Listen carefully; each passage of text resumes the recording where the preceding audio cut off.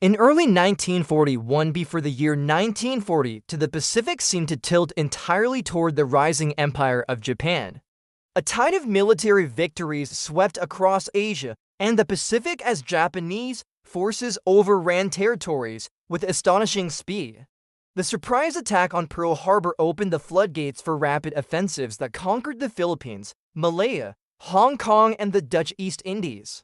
Too many in Tokyo, this string of success proved that Japan possessed unstoppable power. Soldiers returning from the front spoke of shattered American positions and British regiments in full retreat. Searchable keywords like Pacific War, Imperial Japan, and Allied retreat echoed across Japanese broadcasts as the public celebrated what appeared to be an unbroken march toward empire. Yet behind the scenes, the Japanese high command was divided. Nationalist hardliners urged the country to seize everything possible across the Pacific and Southeast Asia. They believed that the moment was ripe to build a vast defensive sphere stretching from Burma to New Guinea. Admirals and generals who supported unlimited expansion argued that the United States had been stunned and would not recover quickly. They imagined that Western industrial strength would take far too long to mobilize and believed that a rapid Japanese advance would ensure long-term dominance. But others in the imperial leadership felt a rising unease. Among the cautious voices was Admiral Isoroku Yamamoto, who understood the immense capacity of American industry and American determination. Yamamoto had studied in the United States and had traveled its cities. He had seen the automobile factories of Detroit and the deep shipyards of the East Coast. He often warned colleagues that every victory Japan achieved only fueled American resolve. He believed that the attack on Pearl Harbor had awakened a sleeping giant. His concerns influenced more moderate officers who argued that early triumphs created a dangerous sense of invulnerability within Tokyo. As headlines praised Japanese victories from Singapore to Bataan, the inner circle of the imperial command wrestled with a larger question. Was Japan building a lasting empire, or was it running headfirst into a prolonged conflict it could not sustain against an opponent with vast resources? This struggle between exuberance and caution shaped every strategic debate leading into the next critical phase of the Pacific War. In early 1942, as America joined the war in full force, Admiral Isoroku Yamamoto stood at the center of Japan's most intense strategic arguments. The Imperial Navy's early victories had created confidence throughout Tokyo, yet Yamamoto remained deeply aware that time was working against Japan. His years in the United States had shaped his thinking more than most Japanese leaders understood. He studied at Harvard, traveled across American cities, and observed industrial marvels that few in the Imperial Command had ever witnessed. He understood that once American factories shifted into wartime production, the Pacific War would become a contest of sheer volume. His warnings were clear. Japan needed a decisive blow to force the United States to negotiate peace long before American aircraft carriers, warships, and bombers could overwhelm the Pacific. This belief drove his strategic push for one massive victory that could break American morale. Searchable keywords such as naval warfare, aircraft carrier strike groups, and Pacific strategy captured the urgency behind his planning. Yamamoto's proposals stretched far beyond defensive thinking.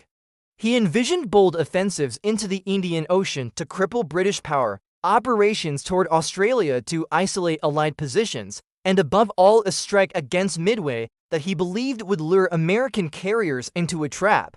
He argued repeatedly that Japan's early success would mean nothing if the United States Navy regained the initiative. His goal was simple: destroy the core of American naval strength in one battle and force Washington to recognize Japan's dominance in the Pacific. However, the Imperial High Command did not speak with one voice. Many officers in the army believed that expansion into China and Southeast Asia should remain the priority. Some naval leaders favored strengthening defensive perimeters rather than gambling Japan's fleet on offensive operations. Heated debates erupted within planning conferences as admirals questioned whether Japan could divide its forces across so many objectives. Others disagreed with Yamamoto's insistence that American power would grow faster than anticipated. These disagreements slowed decision-making and created strategic tension at the highest levels. Still, Yamamoto's influence could not be ignored. His prestige, his experience, and his firm belief in a knockout blow gradually pushed the Imperial Navy toward high-risk ventures. This evolving strategic environment set the stage for one of the most daring operations Japan would ever face as the Pacific War accelerated into its next phase. In April 1942, as air warfare was evolving over the Pacific, the United States prepared an audacious strike that few believed possible. Led by Lieutenant Colonel James Harold Doolittle, a group of American aviators set out on a mission that would carry enormous psychological weight. The plan was unprecedented. 16 B-25 Mitchell bombers were loaded onto the aircraft carrier SS Hornet and launched from the Pacific in what would become the first American air attack on the Japanese home islands. The Doolittle Raid represented a daring response to months of Japanese victories from the Philippines to Malaya. It offered the American public a surge of morale while signaling to imperial leaders that the Pacific War would not remain one-sided. The physical damage inflicted on Tokyo, Yokosuka, Nagoya, and Kobe was limited. Yet the psychological effect was profound. Searchable keywords such as Doolittle Raid, Tokyo bombing, and home front panic illustrate how deeply the event shook Japan. For the first time, citizens heard air raid sirens not as distant echoes from China, but within their own cities. Smoke rose above districts that had been believed untouchable. Reports of American bombers reaching the heart of the empire contradicted months of confident propaganda that promised Tokyo would never be threatened. Inside the Imperial High Command, shock and disbelief dominated the early hours after the attack. Senior military leaders struggled to understand how American aircraft had taken off so close to Japan. The raid revealed weaknesses in coastal surveillance and exposed the vulnerability of the home islands despite the vast naval perimeter that Japan claimed to control. Admiral Yamamoto recognized instantly that the attack would push Japan into urgent strategic decisions. Hardline officers insisted that the American carriers responsible must be destroyed before they could strike again.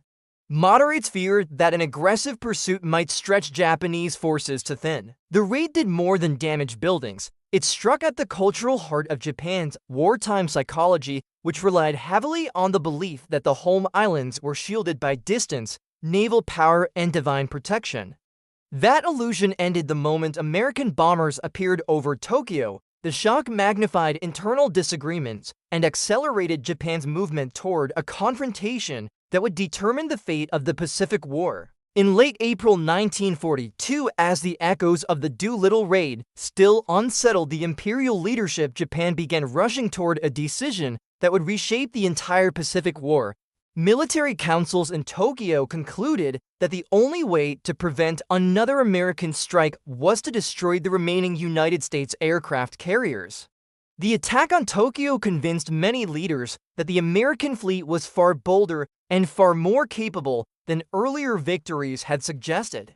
Hardline nationalists demanded immediate action. Moderates hesitated, but the pressure of public fear, shaken confidence, and the urgent need to restore the perception of Japanese supremacy forced the high command to move quickly. The result was an accelerated plan to seize Midway Atoll, which Yamamoto believed would trigger the decisive carrier battle he had long predicted. Japan at this moment appeared powerful across an enormous battlefield. Its forces pushed through New Guinea, threatened Port Moresby, and expanded into the Solomon Islands. In Burma, Japanese troops pressed toward India, while in the Central Pacific, fortified garrisons spread outward in every direction. Yet this expansion masked a dangerous truth. Japan was scattering its strength across too many fronts. Searchable keywords such as Midway Operation, Pacific Expansion, and Imperial Overreach highlight the strategic imbalance forming beneath the surface. With fuel supplies tightening, aircraft production struggling to match losses, and pilot training programs stretched thin, Japan faced mounting pressure. Still, confidence from earlier victories encouraged Tokyo to believe it could accomplish every objective simultaneously. The decision to attack Midway carried immense risk. Yamamoto planned a complex operation involving a diversion toward the Aleutians while the main fleet approached Midway from the northwest. However, the spread of Japanese forces meant that key warships, aircraft, and experienced crews were divided across multiple theaters. American code breakers at Station Hypo had already uncovered Japan's intentions, which gave the United States Navy a decisive advantage. Admiral Chester Nimitz concentrated his limited carrier forces at exactly the right location, while Japanese commanders continued to believe that American naval strength was too weakened to resist. The Battle of Midway in June 1940 shattered that assumption. 4 of Japan's frontline carriers were lost along with irreplaceable aircrews. The defeat marked the turning point of the Pacific War as American industry surged forward while Japan struggled to recover. The road to Midway had begun with triumph and overconfidence, but it ended with a realization that the empire's rapid expansion had created a burden it could no longer sustain.